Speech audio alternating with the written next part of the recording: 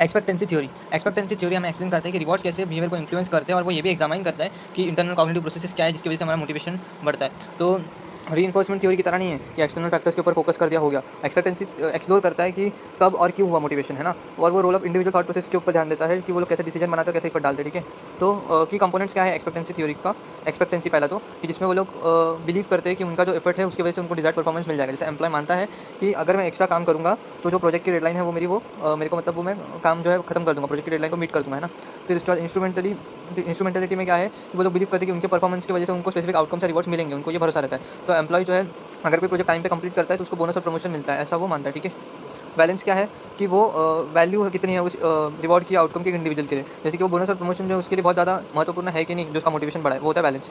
फिर process of expectancy theory में क्या आता है, एक्सपेक्टेंसी थ्योरी सजेस्ट करता है कि मोटिवेशन अराइज होता है एफर्ट से। ठीक है, इंडिविजुअल अगर मानता है कि उसका एफर्ट की वजह से परफॉर्मेंस होगा तो वो मोटिवेटेड होता है। परफॉर्मेंस से कि अगर वो इंस्ट्रूमेंटली मतलब अगर वो परफॉर्मेंस जो उसका रिवॉर्ड दे रहा है तो ही वो मोटिवेट होता है। रिवॉर्ड कि उसका रिवॉर्ड कितना वैल्यूड है, कि वो जस्टिफाई करता है एफर्ट को या नहीं।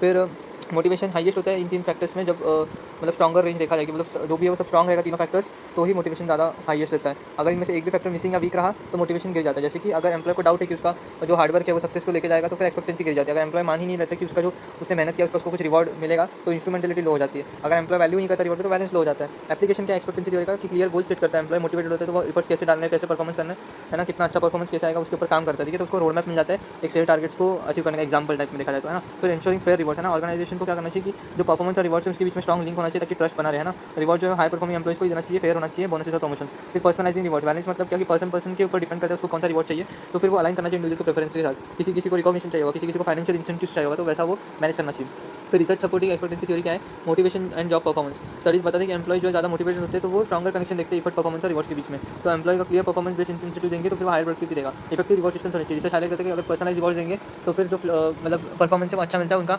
मोटिवेशन बढ़ जाता है। ठीक है, कि बेनिफिट प्लान अगर फ्लेक्सिबल रहेंगे ना एम्प्लॉइज को तो वो चूज कर सकते हैं रिवॉर्ड उनके हिसाब से। स्ट्रेंथ्स की एक्सपेक्टेंसी थ्योरी की फोकस ऑन कॉग्निशन, है ना, वो बाकी थ्योरीज की तरह नहीं है, वो कॉग्निशन के ऊपर फोकस करता है कि मोटिवेशन कैसे बढ़ाया जाए, है ना। तो प्रैक्टिकल एप्लीकेशन क्या है इसकी कि वो डिजाइन बताता है रिवॉर्ड सिस्टम का, गोल सेटिंग स्ट्रेटजीज का। फ्लेक्सिबिलिटी भी है इसमें कि वो अप्लाई होता है अलग अलग रूल्स, इंडस्ट्रीज और ऑर्गेनाइजेशन कंटेक्स्ट में। लिमिटेशंस क्या, कॉम्प्लेक्सिटी है इसमें जो मेजरमेंट में कि एक्सपेक्टेंसी इंस्ट्रूमेंट और बैलेंस को हम लोग मेजर कैसे करेंगे, क्वांटिफाई कैसे करेंगे। अजम्पशन ऑफ रैशनलिटी क्या है कि इंडिविजुअल रैशनल डिसीजन से लेते हैं, ऐसा अजम्पशन बोलता है। फिर नेग्लेक्ट ऑफ इमोशनल फैक्टर्स, है ना, वो इमोशंस का अनकॉन्शियस मोटिव और इमोशंस का वो कंसिडरेशन में ही नहीं रहता कि वो भी बिहेवियर को ड्राइव करते हैं। ठीक है, तो आपको ये सारे नोट्स माइंड फॉर्मेट में मिल जाएंगे, और मैं इलेक्शन का भी नहीं हुआ है, मैंने स्टैंड फोर्स का वीडियो नीचे डिस्क्रिप्शन में दिया हुआ है। ठीक है, और आपको वीडियो अच्छी लगी तो लाइक कीजिएगा, कमेंट कीजिएगा, शेयर कीजिएगा, सब्सक्राइब कीजिएगा। Thank you.